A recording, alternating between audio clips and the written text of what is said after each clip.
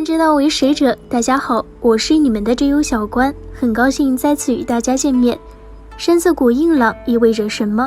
健硕、硬朗、灵活。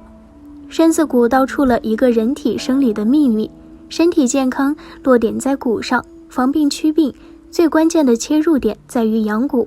养护受伤的骨骼对老年人来说很有必要，任何事情都必须首先遵从自然定律，养骨也不例外。地心引力是对骨骼影响最大的自然力量，如何顺应地心引力，维持骨骼平衡，也就成为养骨的首要任务。说起来容易，做起来难。现代人生活条件越来越舒适，可以随时斜卧沙发、睡软床，这些都导致我们很难长期保持最符合健康需求的动作和姿势。此外，再加上生活压力大，工作繁忙，精神紧张，又让我们肌肉紧绷，骨骼受到牵扯，而加重了失衡。事实上，大多数疾病都与我们的骨骼有关，骨骼的好坏强弱是因，疾病是果。简单的讲，沿着脊椎的31对神经，分别由脊椎骨与脊椎骨之间的椎间孔伸出而贯穿全身。所有的脊神经负责传递大脑与身体各个部位之间的讯息。因此，当脊椎发生异常时，就会影响到我们的器官。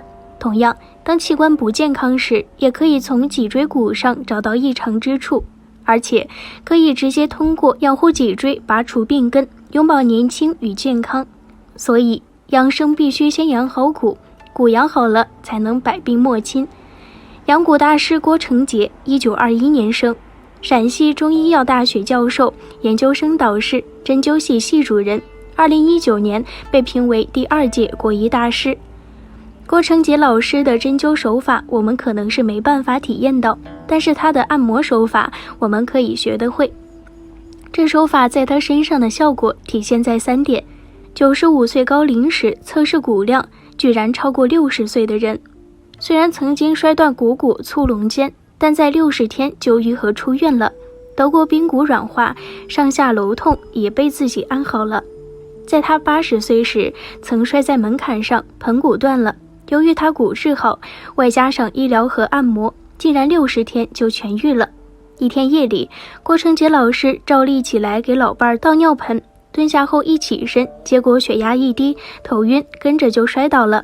这一摔倒不得了，胯附近直接摔到了门槛上，造成了骨折。后来郭成杰老师去了医院做了固定。谈到自己的治疗过程，郭老师说，我是用一个电钻直接从骨头肉中间打通过去，打进去一个钢钉，然后是靠牵拉的办法，把腿整个扯直固定不能动，脚头还吊个20斤的东西拉扯住，然后让骨头开始生长。这一固定彻底不能动了，80多岁的人骨折了，这问题可不小。本来说伤筋动骨100天，因为自己是中医，郭成杰老师就开始用上了之前自己常用的按揉方法，并且每天给自己按摩，加快骨头血液循环和骨质生长。与此同时，也是按照医疗要求，20天一个骨片看情况。意想不到的是，结果拍到第3天，骨头就完全长好了，中间只花了60天。为什么郭老骨头恢复这么快？骨头相当于我们说的萝卜一样，骨头本来的韧性就比较差，脆性也比较大，尤其是60岁以上的人，骨密度低于正常值时，一掰就断。很多老年人为什么骨头断了就不容易长上了，就是骨质不好了。但郭成杰老师的骨头骨质好，95岁骨密度有 0.232， 远超一般60岁的骨密度 0.173， 这也是他骨折恢复得快的原因。那这个基础是怎么来的呢？郭成杰老师骨头之所以长得这么快，与他的一种按摩手法有关。这个方法不敢说包治百病，但疏通经络，调和气血，促进下肢血液循环。我们来看看这个让郭成杰老师在80岁骨折时能够60天痊愈的护腿骨方法。1. 来回擦腿。动作要领：坐着来回擦腿，可以一直擦到小腿，擦腿数量根据自己的情况，一般擦20、30下。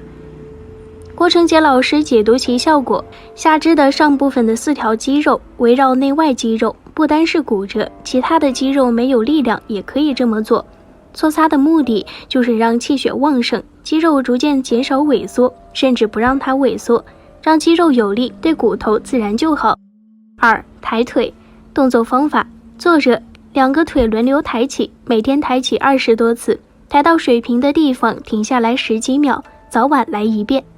郭成杰老师称，钙片可以吃也可以不吃，你绷直了，这个抬起的话，股四头肌就拉直了，这个肌肉就不会萎缩的这么快，肌肉强了，骨头就会受到保护，骨质就不会流失，骨钙就流失得慢。